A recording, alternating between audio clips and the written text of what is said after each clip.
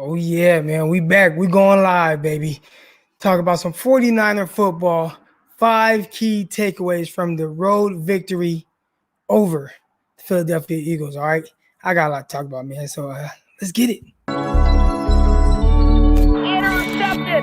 It is picked off by Eric Crocker. Over midfield. He'll run it all the way into the end zone. Touchdown. Crosstalk TV podcast.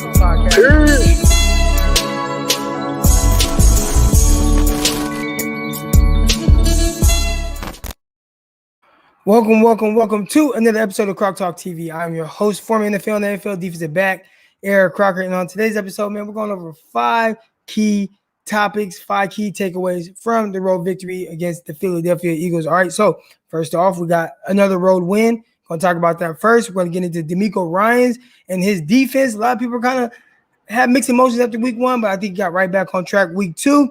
George Kittle, his usage. How do you feel about it? I'll give my take on that. Deebo Samuel, is he a true wide receiver 1? What should we expect from him? Is his production that he's done so far sustainable? And last but not least, the 49ers secondary. All right. As you can see, I tried to leave off the quarterback talk, and we'll get into Jimmy Garoppolo really for a quick second because I kind of want to, I guess, clarify some things, man. I think the whole thing with Jimmy Garoppolo, man, it's a very polarizing topic, and it's almost as if people, you got to be on one side or the other. And if you have any type of, I don't want to say criticism, but I guess any type of criticism of Jimmy Garoppolo, people they want to get on you and say that you're being negative and things like that. When in reality, I think he's a fine quarterback. He's what he is. I think he does some things well. I think you do have him in there to be the guy that is supposed to be more efficient. And first game he was, second game he wasn't. So how's that going to carry over to the week 3 game? We'll see. All right, but we ain't come on here to talk about him. Before we get started, make sure you guys, if you're not already, subscribe to the YouTube channel, hit that like button, all that good stuff. I don't know why my service is so shoddy right now. Golly.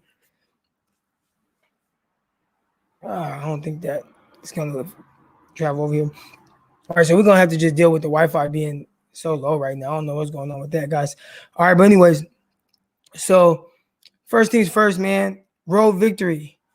I think the 49ers, because they start off 2-0, and it was kind of expected, right? I think everybody, for the most part, fans, when you looked at the schedule and you saw, then we got the Detroit Lions. Okay, we got the Philadelphia Eagles. 49ers should be able to start off 2-0. And I will say this, road victories or any victories in the NFL are not given. All right. They are tough to come by. You deal with all these different circumstances on top of getting road wins. I mean, we're talking about 10 a.m. starts for West Coast teams. Typically, teams don't do well in those, but the 49ers have done very well under Kyle Shanahan over whenever they have a starting quarterback, right? And they definitely have that with Jimmy Garoppolo. So I didn't want to gloss over the win. Obviously, there are things in the win or in both wins that you can say, hey, these things need to be fixed or corrected before you go and play a team like the Green Bay Packers. But overall, just getting out of there 2-0, back-to-back road games to start the season, I think that's tremendous, man. I think that's a great job. So I didn't want to harp too much on it, but I definitely kind of wanted to get into really just road victories. That's always a good thing. All right, I'll get to some of these questions before we get to the next topic. Obviously, that's the first topic, and I don't know why my Wi-Fi is. I don't know what's going on with it, so I know I'm blurry right now, y'all. My apologies. Here we go. Hey, shout out to everybody. Shout out to all the faithful that were out there in Philadelphia. Shout out to the people that came up to me. My brother said, hey, man, 200 people came up. I don't think it was 200 people came up to me to take pictures and stuff, but it was a good amount of y'all, and for me, it just meant, y'all respect my work. So, obviously, I love talking football. I love talking 49er football. If you're not already, make sure you guys subscribe to Locked On NFL show on all your streaming platforms. Also have Locked On. So we got Locked On 49ers and then Locked On NFL Draft that I have now that I host. So make sure you guys subscribe to that. And it's on YouTube as well. But I just love talking about football, man. And it was great to see how the 49er fan base, how everybody, you know what I'm saying, came up to me, chopped it up with me, with me, took pictures, bought me drinks, shots, all that good stuff. I had a great time out there in Philadelphia. And I was a little turned up. I think y'all saw that. And there were a lot of people that were like, Croc, man, like, what kind of juice was you on? Croc is drunk. Like, what? I wasn't drunk. I ain't had no drink that day. I'm the type of person, and I don't know if you guys saw the video of 49er fans putting the whole towel around or the flag around Rocky Balboa while we were out there. But I took the video of it, and it kind of went viral a little bit. Different 49er sites picked it up. Different Philadelphia Eagles sites, TV networks, NFL Network. I heard it was on there. A lot of people picked it up. And here was my thing, man. This is not one of the topics I just had to speak on. You're not going to tell me what I can and can't do, like, or what I should be scared of. You know what I'm saying? And you had a lot of Philly people in my mentions, in my comments, trying to tell me what's going to happen to me. You know what I'm saying? Like, oh, you're going to get beat up doing that in the stadium. Philly is so tough in the stadium. The fan, whatever, get beat up, yada, yada, yada. So I'm like, all right, y'all going to have to show me. All right. And I'm a chill person. I just want to chill, watch the game. Obviously, I'll be excited, clap hands with some, 49er fans around me. I always do that. But they turned me into something different. So, no, I was not drunk at that game. I just was turned up because they were saying what was going to happen to me or what people was going to do to me. And there ain't nobody going to do nothing to me. Or if you are, we just going to have to see.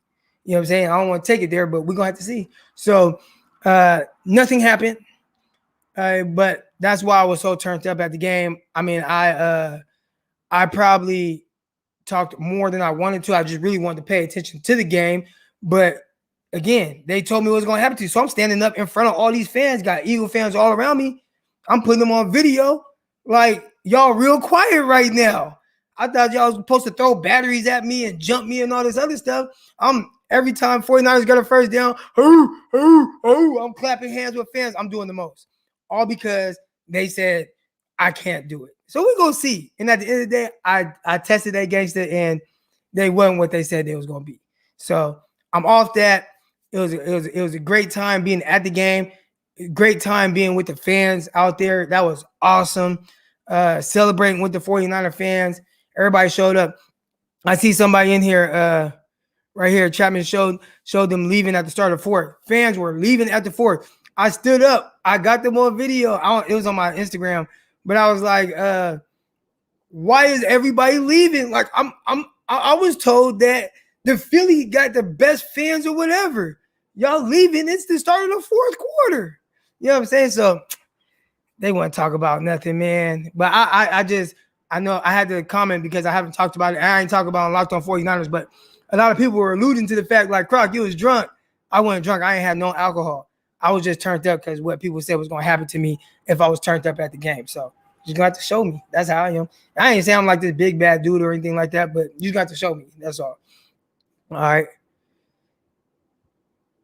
What up, Crocker? Been waiting for you to drop something. I know, man. I know I've been busy getting started with Locked On NFL Draft. So make sure you guys, they got it on YouTube, got it on all your streaming platforms.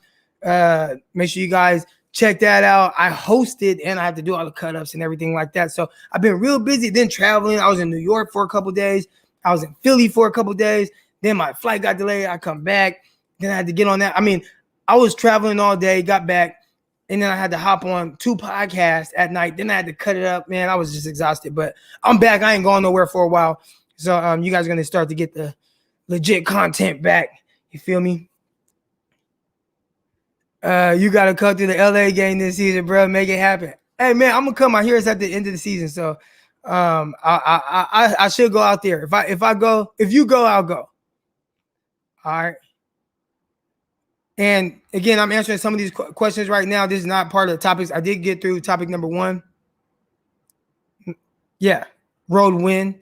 Very important. All right. What did Josh Norman get? You know what, Nate? Hey, I'm going to touch on that because that's one of the topics that we'll get into, especially Diamador Lenore. We're going to get into him too. All right. So I talked about topic number 1. All right. Now, here we go. Topic number 2, Damiko Ryan. Yeah, again, make sure you guys hit that like button, hit that subscribe button, all that good stuff. I listened to Locked On 49ers. Croc almost lost his voice. My voice was almost gone, man. I was really turned up.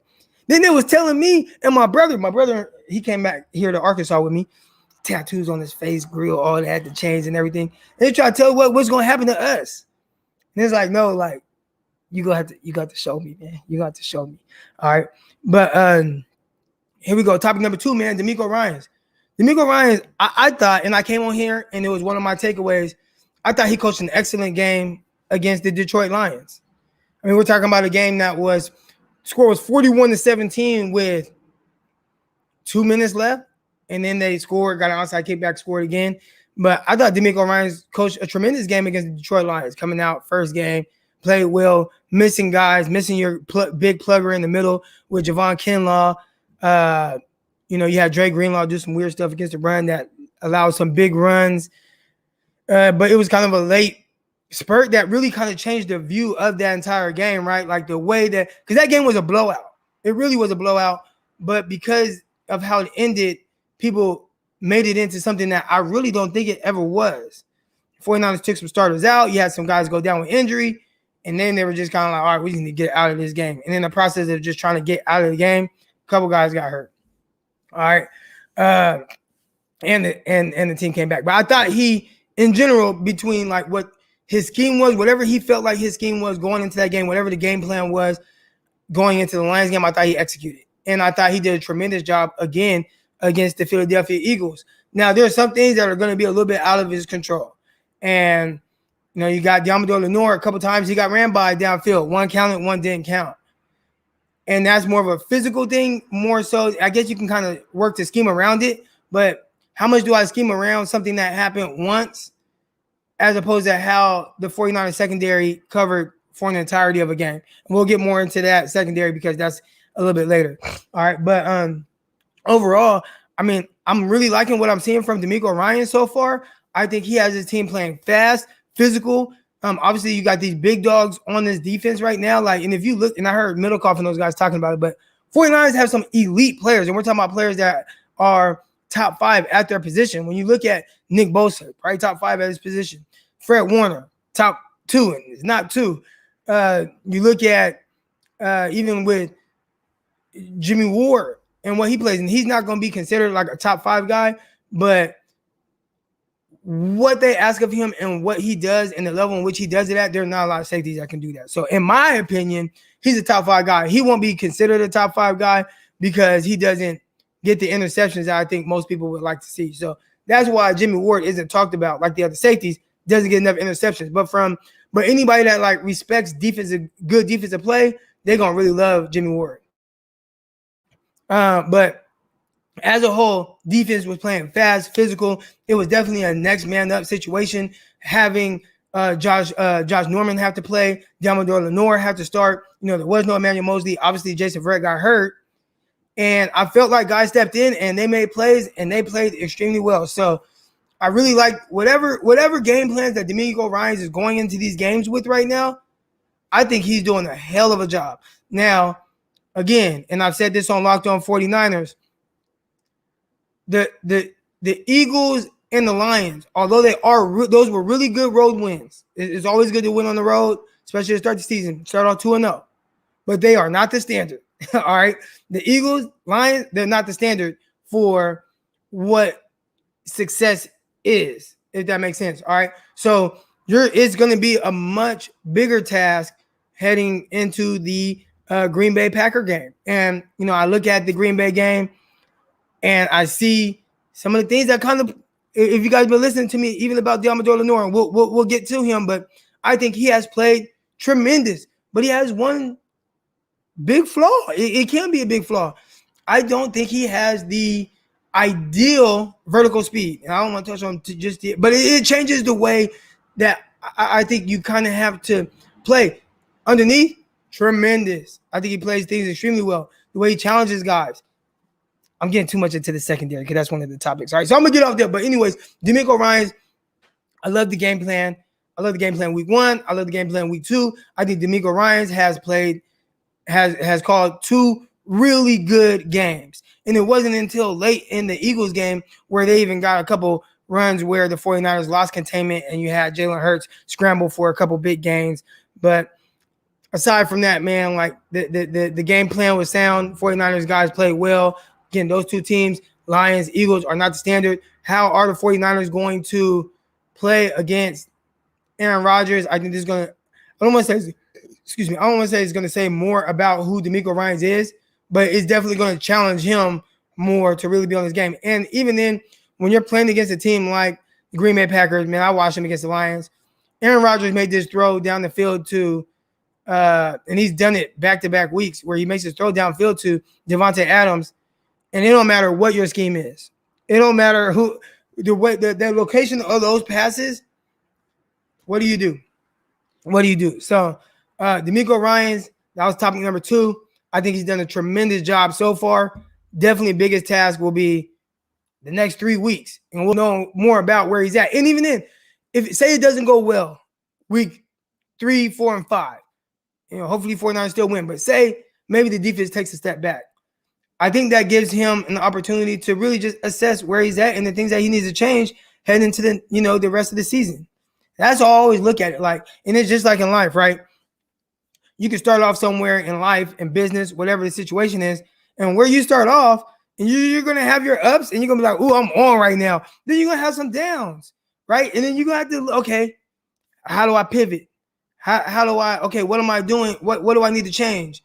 And I think it's the people that are able to pivot in those type of situations that end up having the most success in life. And I think, when it comes down to Demeco Ryan, there's going to be that time where things aren't going necessarily great for him like they did in week 1 and week 2. But how are you going to pivot? And those are the things that we're going to see. So I'm excited to see Demeco Ryan really over the next 3 weeks. Don't want to get too far ahead of myself. Got the Green Bay Packers going coming up. And again, I haven't touched on the 49ers secondary just yet, but I will say there's one key thing that I know they are going to try to take advantage of. Real quick, if you guys aren't already, make sure you guys subscribe to the YouTube channel. Hit that like button. Hit that subscribe button. Locked On NFL Draft. I am one of the hosts on that show. Find it on YouTube. Subscribe to the YouTube channel, Locked On NFL Draft. I appreciate it. Listen to it on all your streaming sites. Locked On NFL Draft. Locked On 49ers. Make sure you guys check that out, man. All that good stuff, man. And I'm going to get to some of these questions. Here we go. Let's see. Did the Philadelphia have a simpler route tree than most teams? I think sometimes when you have a quarterback like Jalen Hurts, you might have to simplify things a little bit to be able to execute at a higher level till he's more comfortable running a more reversed, offense with different route trees and things like that. But, overall, everybody kind of runs some of the same concepts. Everybody kind of runs some of the same routes in the NFL. It's really all about who you have doing it and when you do it, and are you able to take advantage of a certain defense. But I think most people's stuff is a little bit more simple nowadays. It's a lot of offenses are designed to attack schemes more so than one person just run this crazy route to win. And you will have those moments, especially if somebody might be one-on-ones, but even then it might just be a slant. Yeah, you got to win on the slant. Hey, you got to win on this comeback. You got to win on this curl go route. A lot of times it's not too fancy, and I know everybody goes to different YouTube channels and things like that, and they show all these great route runners, but more times not in the game, guys are kind of running more to spots. You got to lose the guy at the beginning of the route, and then they kind of just get into spots and hoping that the timing plays out well. So were they running simple route concepts or a route tree? I think everybody kind of runs some of the same stuff. Does Deebo look faster in person? I think Deebo is fast in general. And, and what I always say is you got to look at and this is how DK Metcalf, all right? When DK Metcalf was coming out, big dude, I knew he was a 4-3 guy because I looked at this defender and what the defender looked like in chase mode against DK Metcalf. And when I say in chase mode, all right, let's talk about wide receiver defensive back matchup real quick. All right. So at the line of scrimmage, because people had DK messed up, his change of direction was poor. But how you just don't have him use change of direction, right? I'm not gonna have him run these crazy change of direction routes, but there were things that DK Metcalf did exceptionally well. And it was clear that the way that he wins there's a way you can win like that in the NFL. So there's one play, and this one I knew DK was a 4-3. He beat the defensive back off the line, guy who's currently in the NFL. So we're talking about the NFL DB against Kentucky. All right. Moved him. They call this like diamond release or whatever. But moved the defensive back outside. Had a good release here. Moved the corner outside. Came back underneath. Now, one thing that people messed up with DK is he was quick. Change of direction, poor. But he was quick and explosive and strong at the line of scrimmage. And that's a terror, especially when you have 4-3 speed. So quick, boom, boom, hands. And he ran by the DB, right? And this one I knew he was 4-3. And we're going to get to Deebo in a second. Ran by the DB. He's looking back for the ball. Looking back. The DB is looking at his back. Now, I always tell everybody, you run faster looking straight ahead. I tell my kids all the time I train. You run faster looking straight ahead than you do looking back. All right? So when you're in chase mode like this DB is, and you're looking at DK Metcalf's back, and you're running as hard as you can, and DK is looking back for the ball, and you're not making up any ground, that mug fast. You know what I'm saying? And that's what I saw with DK Metcalf. And I was like, hey, man, I think this dude is a 4-3. People are like, no, he's not. I'm like, I think he's a 4-3. And next thing you know, he was a 4-3. All right, Deebo. I think it's because of how Deebo looks. Like he's like built like this stocky guy. People think, well, he's not that fast. No, Deebo is fast. I've seen him outrun plenty of angles. You watch the Lions game and you see what he did there, took off. You watch him last 2019 against the matter of fact, I'll tell you, but the Packers play, right, where he caught the slant and outran everybody's angles to the end zone. Like Deebo's fast. But I'll tell you when I knew he was like, I'm like, man, dude got some speed. And he did some things in college that was like, okay, I know he can run. But week 2 of his rookie year, he caught a screen against the Cincinnati Bengals on the left side of the 49ers offense. He caught this screen, and the way he shot upfield, and I'm looking at people chasing him, and he's breaking their angles, I was like, Deebo's fast. He's fast. So we see things that he's doing now when he catches the ball in space and he's able to get up out of there, and he's outrunning some guys' angles and things like that. Like DK got heat. I mean, Deebo got heat. Deebo could really run. So did he look faster in person than what he does on TV? I don't know, because he's always just looked fast to me. Now, is he Henry Ruggs fast? Tariq Hill fast? Like, I wouldn't say that, but he can run. He's not somebody that's slow by any means necessary. All right, make sure you guys subscribe, hit the like button, all that good stuff. All right, here we go. I'm a diehard Niner fan from Trenton, New Jersey. I was at the game and see a lot of Niner fans around me were from Philly and Jersey. I noticed that too. There were a lot. I ran into a lot that were from that area. All right, real quick, I'm going to try to get to a couple more answers and questions, then we're going to get to topic number 3. Why do you think Shanahan is not starting Trey Lance? I'll get to that because that's a longer. Okay, I'll answer it right now. I look around the NFL right now, and you're looking at some of these rookies, and you have 3 guys that are starting, and then you have another one that's about to start this week, Justin Fields. He just got named the starter. All right. But the 3 that are starting, so you have Mac Jones, Zach Wilson, Trevor Lawrence. When I watch Trevor Lawrence, you can see why he's going to be good, right? Like you see the plays and the throws and the things, like all the things that they probably liked about Trevor Lawrence. You see that, and it's like, damn, like that's a good throw. Awesome, great, boom. All right. But they lose. And he has plays where it's like, well, he's a rookie. He's making these rookie mistakes or whatever, maybe trying to do too much. Could be because he has to do too much, right? He plays for Jacksonville, He plays for Jacksonville. Maybe he has to do too much. But you see that, and it's like, damn, there's a lot on him, and supposed to be the elite prospect, best prospect since our guy Andrew Luck, and he's having some ups and downs. He's having some struggles or whatever, and I think that's to be expected when you're having rookies. For the most part, he's definitely going through it. All right, Look at Zach Wilson. I was in the middle of the 49ers game. It was the third quarter. I'm at the stadium, and I see a thing on my phone. In the third quarter, Zach Wilson had 4 completions and 4 interceptions.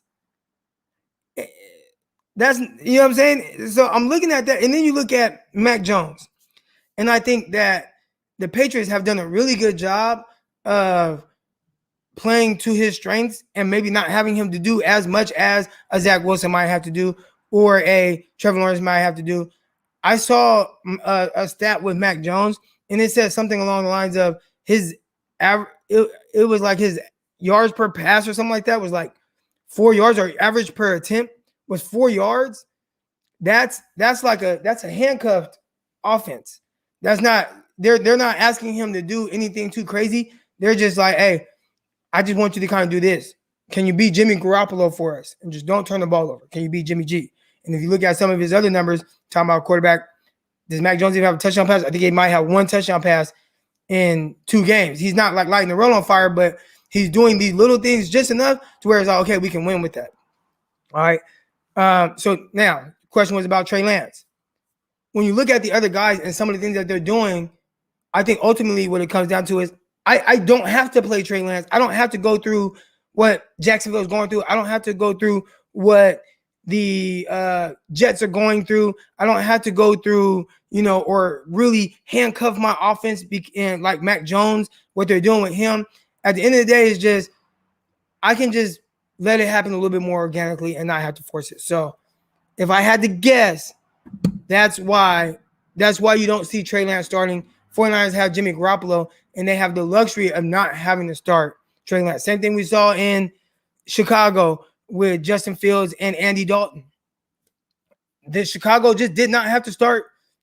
They didn't have to start Justin Fields until they did, which is because of an injury to Andy Dalton. So now Justin Fields is starting.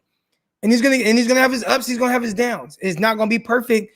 You're gonna see some big plays. You're gonna see a lot of things that people are gonna be like, man, that's why he should be playing. And you're gonna have some 49er fans that are gonna say, that's why Trey Lance should be playing. Like, look what Justin Fields just did. But ultimately there's gonna be some ups and downs, and we'll see if he comes out with the win, because ultimately I think that's what Kyle Shanahan cares about most right now. I appreciate the question. I hope that answered the question.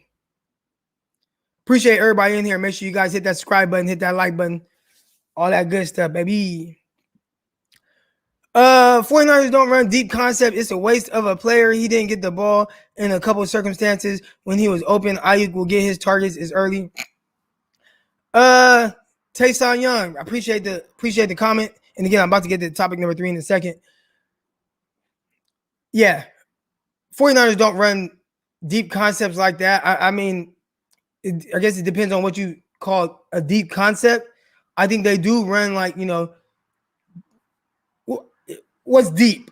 What's a deep concept? I think that's what I'm asking, because they do run these deep dig route, deep over routes, deep comeback routes. We're talking about 15 to 20 yards downfield.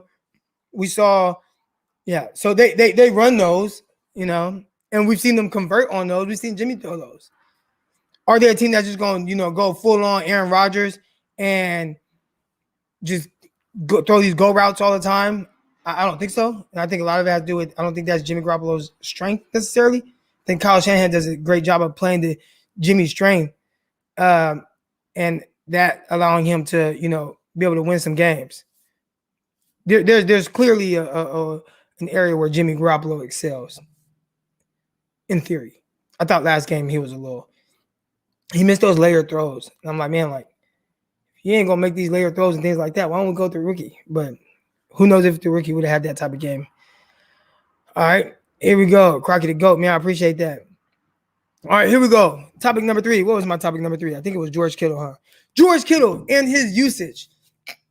So I went on Twitter and I was like, hey, man, like, George Kittle, he should be getting, him and Deebo, I said that, he should be getting at least 8 targets a game.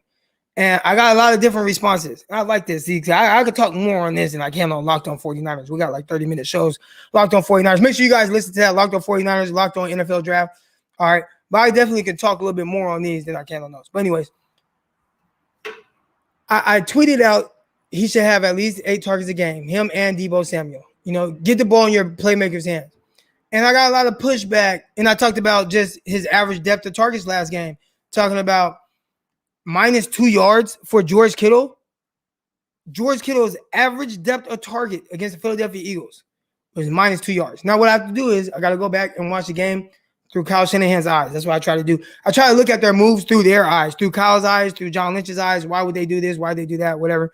All right. So those are things that I need to kind of go back and look. I didn't even have my brand up, y'all. Hold on. Where is it at? Boom.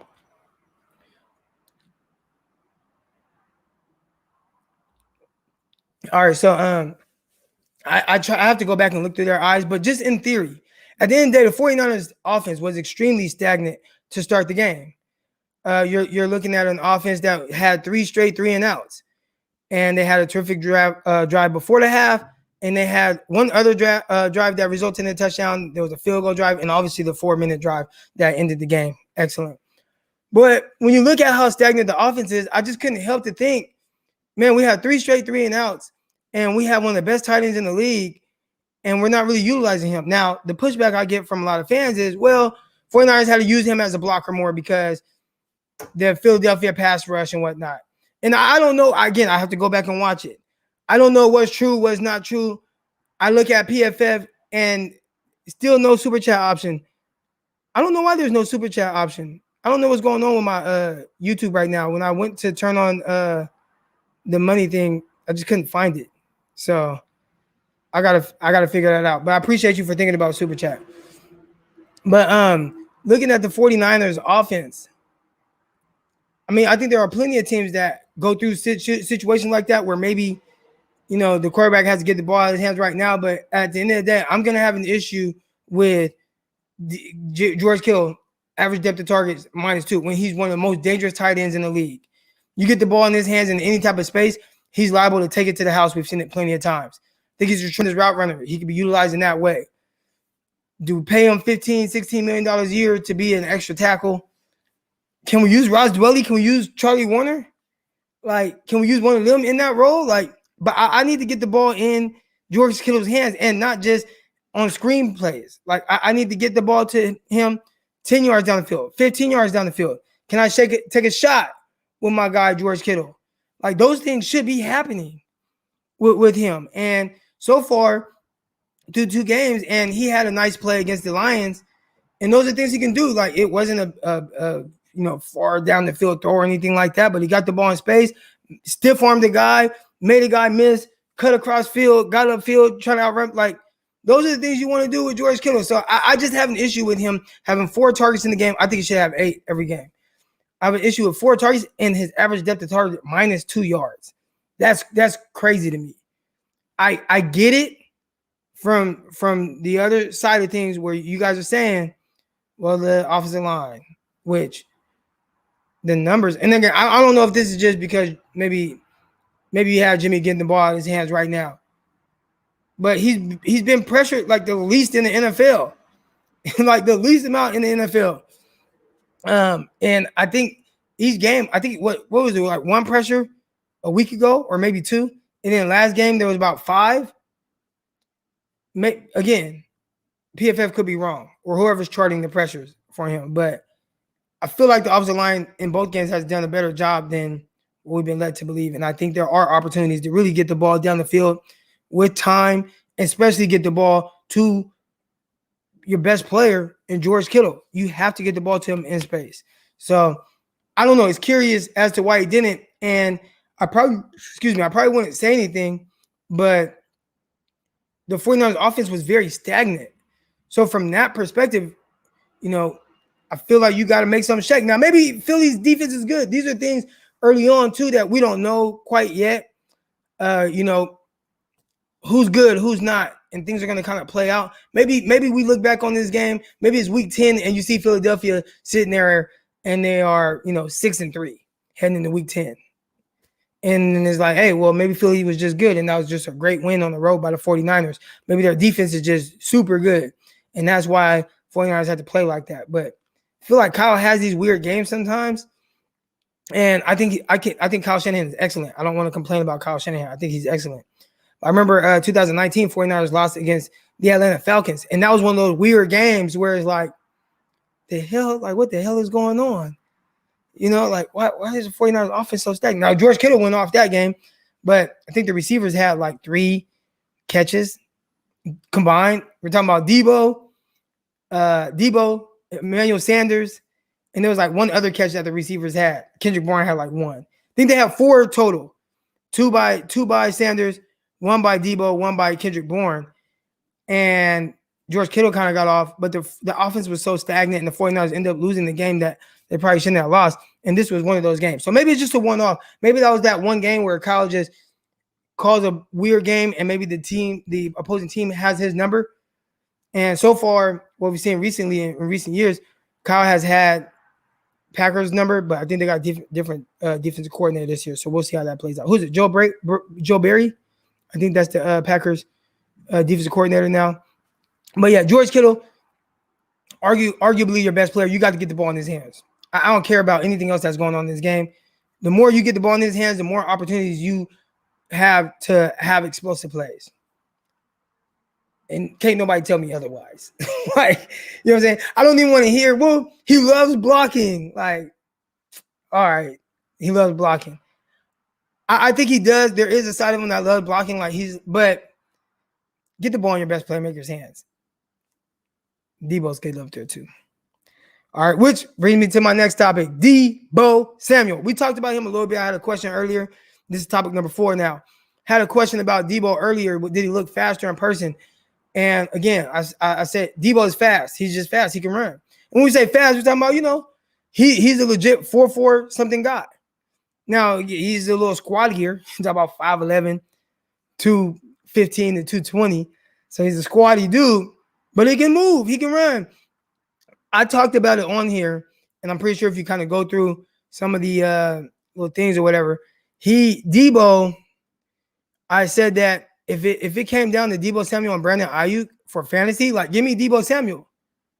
Give me Deebo. Said it before the season. I'm not pounding my chest or anything like that because I definitely thought, I thought Ayuk, nobody would have guessed this. 1 catch, 6 yards in 2 games. Like, come on, bro. But when it came down to, is he a true wide receiver 1? I don't know, but I do know this. Deebo is just somebody you just get the ball in his hands. Like I said with George Kittle, get the ball in his hands and he's going to make something happen. And when you see George Kittle, you look at his numbers. Anytime he's touching the rock, however he's touching the rock, he's killing it. All right? He's getting yards. He's dragging people. He's breaking tackles. He's explosive. He's scoring touchdowns. Like, he's doing all these things. Like, get the ball in his hands. And everybody just thought, well, he's a gadget guy. No, he's a receiver. He just has gadget guy capabilities.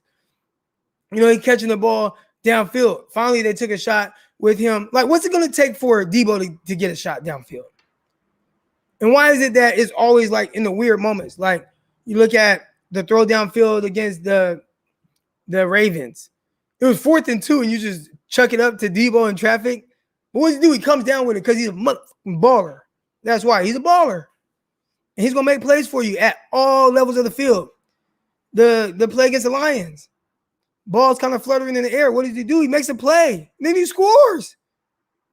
So Deebo, he affects every level. They've been running these deep in routes. He's catching those, getting off. They thread the needle against the Philadelphia Eagles. He's getting off. He's running routes, good routes, comebacks, whooping guys at the line of scrimmage. Deebo is a terrific receiver. And is he your prototypical wide receiver 1?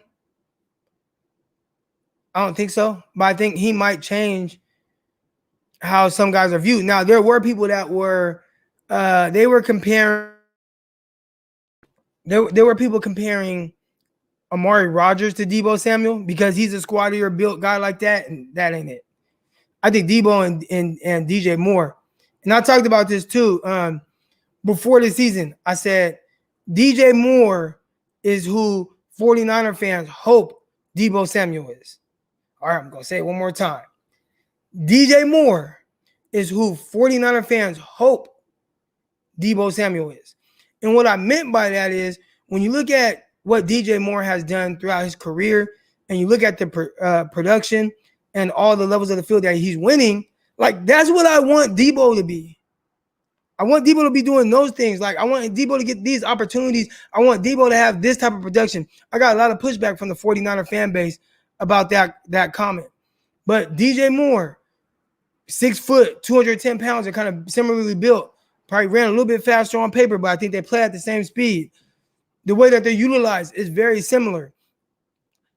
But the thing that DJ Moore was giving you was the production that you weren't really getting from Deebo. And finally, you're getting it from Deebo. Now, is this sustainable what we're seeing from Deebo Samuel? I mean, right now he's leading the NFL in receiving 282 yards in 2 games. That is crazy. I don't think anybody would have guessed that. I think it's sustainable as long as he stays healthy.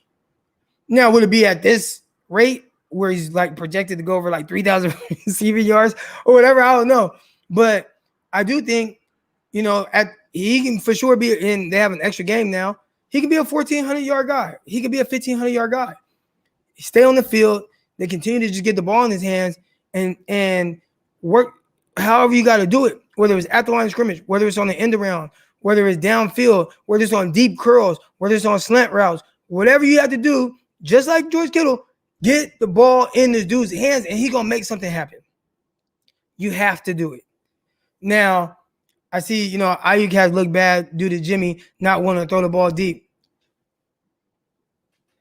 I don't want to say that. I don't want to say that. I do think that Jimmy has some confidence issues with throwing the ball down the field. And I think the confidence comes from not being great. But I don't want to say that. I think Ayuk definitely can be good with Jimmy Garoppolo. Jimmy Garoppolo is good with Deebo Samuel. Jimmy's good with getting the ball in Deebo's hands. I think he can get the ball in Ayuk's hands just as well. Now, if you're talking about like going deep, but that's not Jimmy's thing. And when I watch Jimmy throw the ball downfield, just like something he's just not necessarily comfortable with. But everything underneath, the slants, the over routes, the digs, Jimmy's throwing those with confidence. That confidence that Jimmy had when he threw that dig route to Deebo Samuel in between 2 guys, that took extreme nuts, balls, confidence, all that.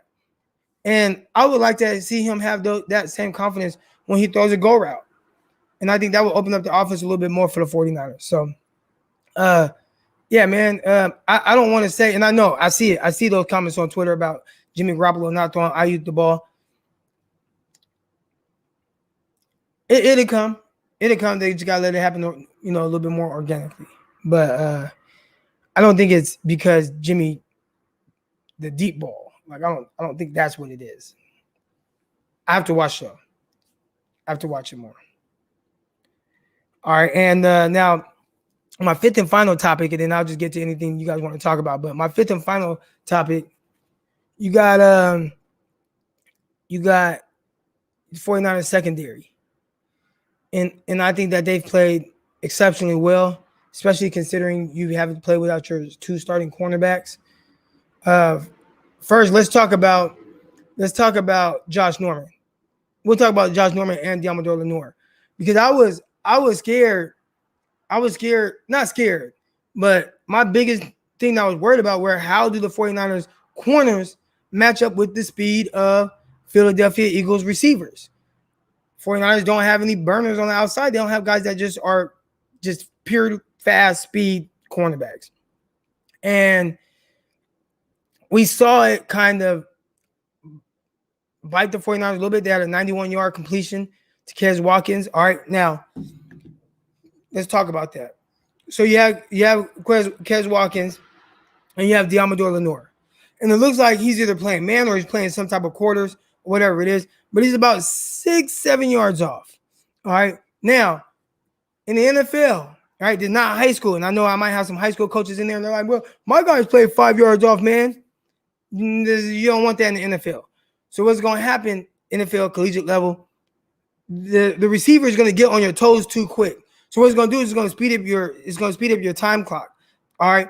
So your turn and run is going to be different. Now you have to go for everything that the receiver is going to give you, whether he sits his route down, whether he comes underneath you, whether he does a curl, stop, come back, whatever it is, or go, everything is going to be sped up because the receiver is going to get on your toes too quick. So when I watched that play, but once I looked at the alignment, I'm like, oh, that's the issue there. He needs to be about 8 yards off for sure. Now it allows you to be a little bit more comfortable in your pedal, your turn and run. The receiver doesn't get on your toes as fast, and now you can play a little bit more honest. Now, what I would say to him is, you know that this dude is a blazer, so you might have to get out of your pedal sooner. And if you give up a 10-yard curl, I'd give that up before I give up a 91-yard play because I know this dude's a 4.2, 4.3 guy.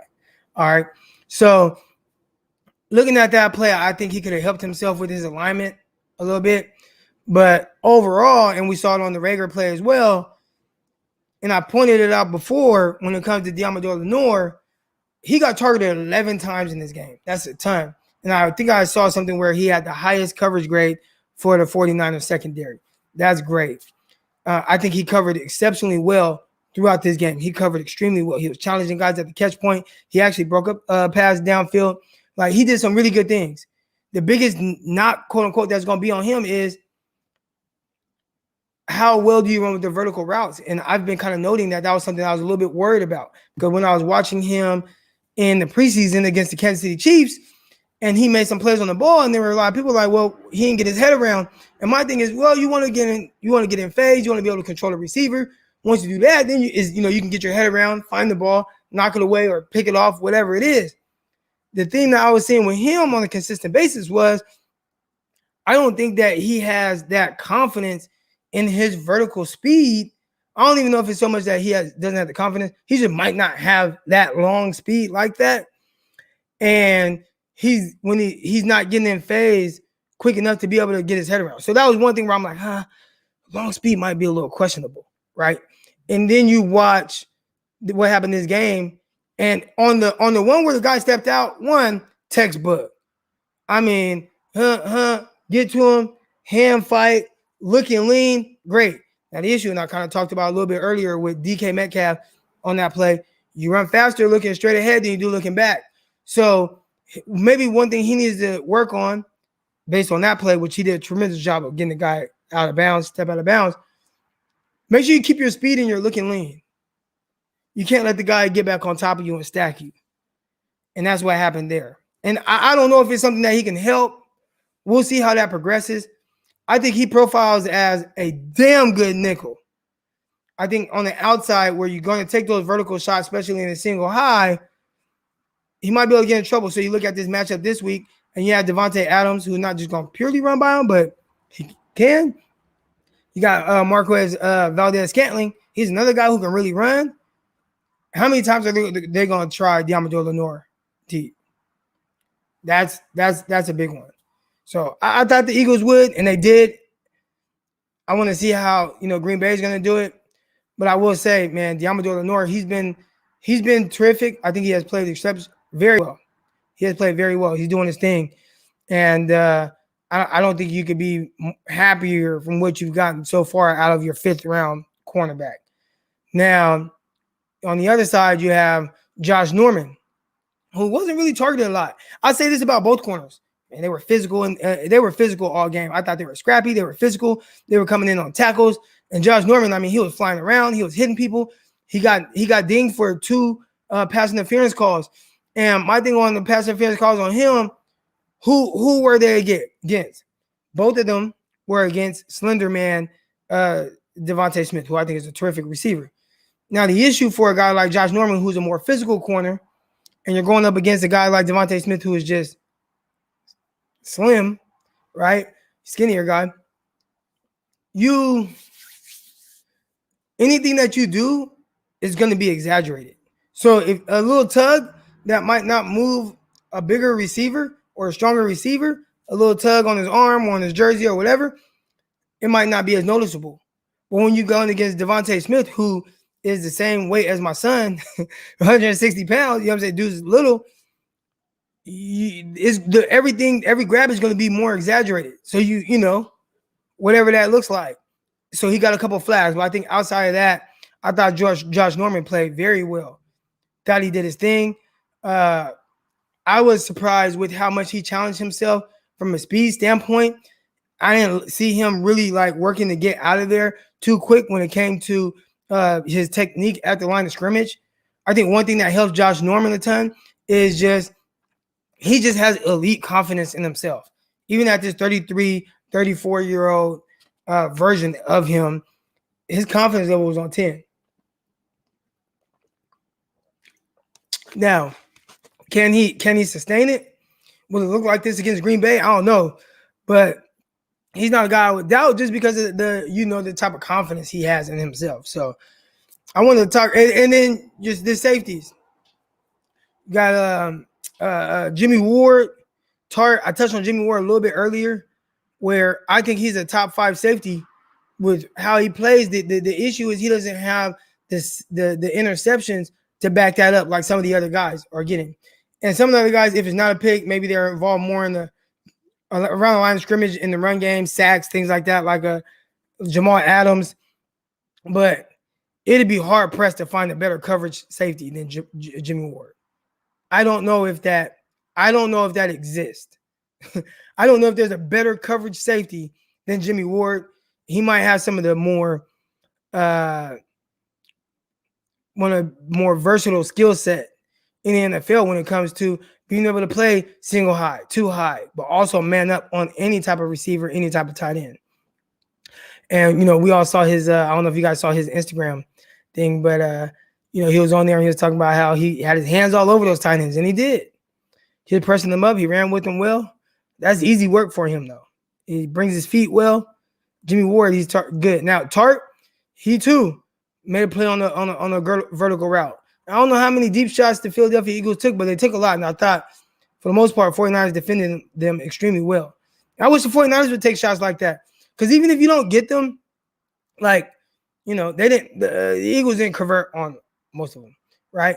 But there's always that opportunity for an interception. What was the worst that happened for Philly after taking those deep shots? An incompletion? You know what I'm saying? But you're giving your guys chances and opportunities to make plays, which happened multiple times in that game.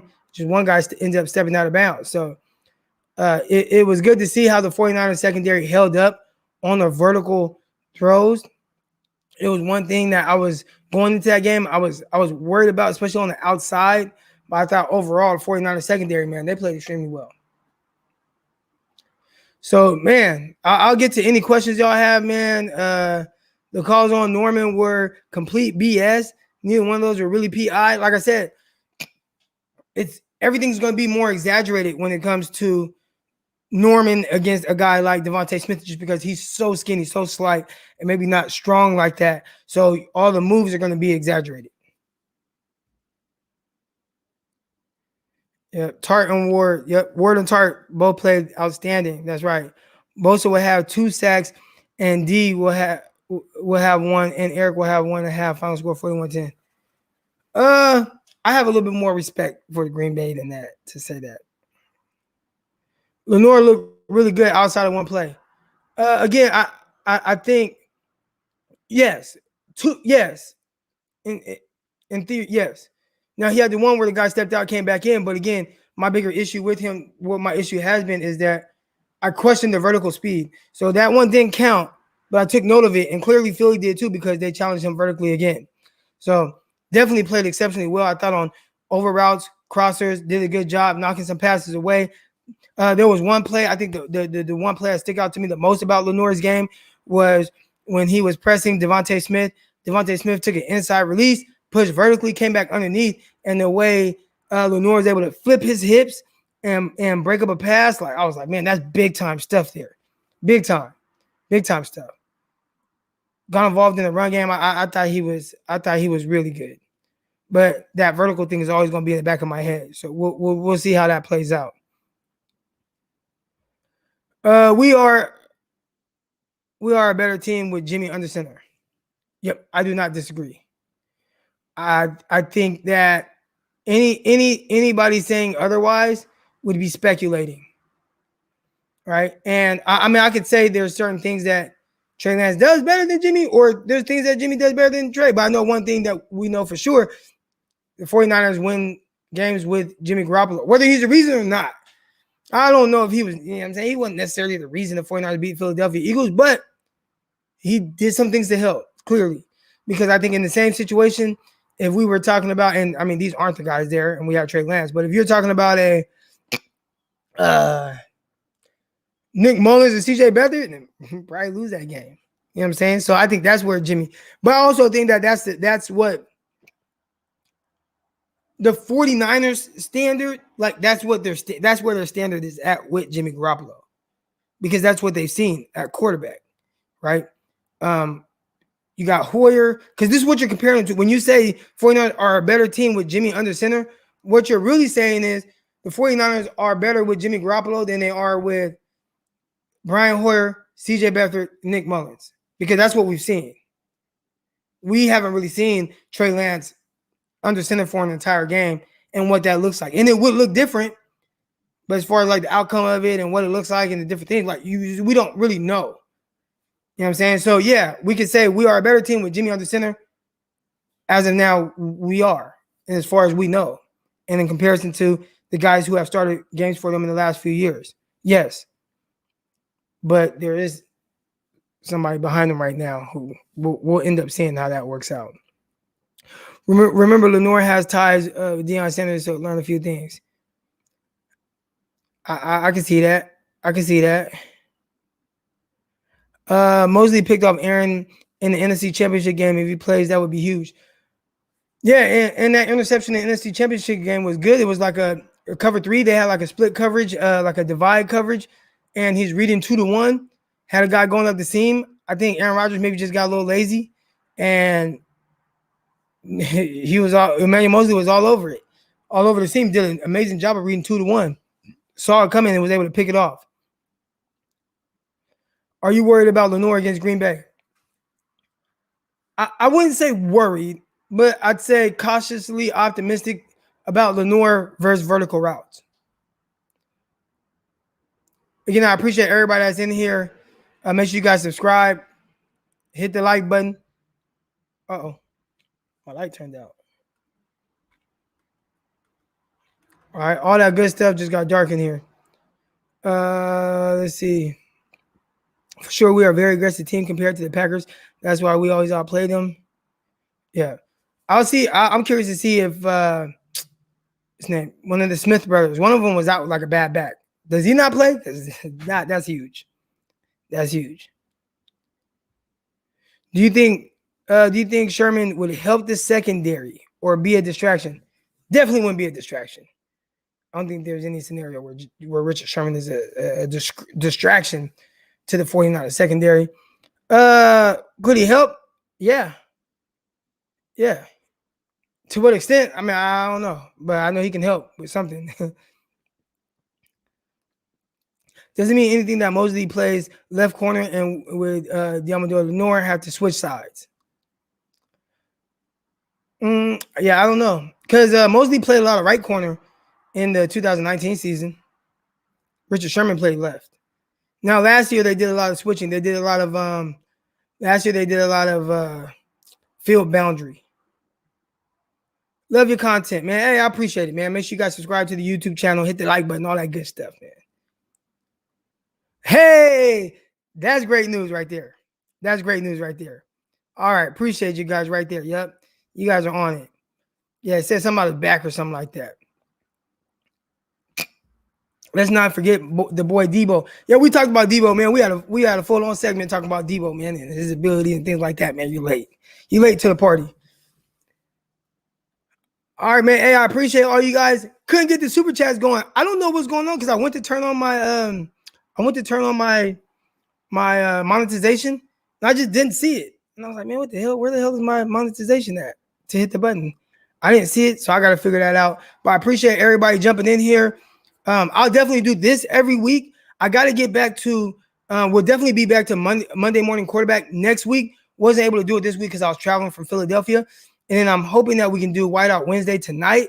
The only thing I might run into is, and we'll see, I I have 2 podcasts that I do at night, and those take priority. So we'll see if we can get back to Whiteout Wednesday. But that's going to do it for today's episode, man. I appreciate all y'all for rocking with me. I appreciate all y'all coming in here. Again, make sure you guys hit the subscribe button, hit the like button, all that good stuff. Locked On 49ers. Make sure you guys subscribe to that. Locked On NFL Draft. I'm on there doing my thing. Got some good stuff we're going to talk about tonight.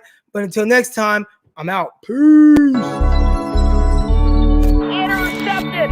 It is picked off by Aaron Crocker. Over midfield, he'll run it all the way into the end zone. Touchdown. Cross Talk TV podcast. Peace.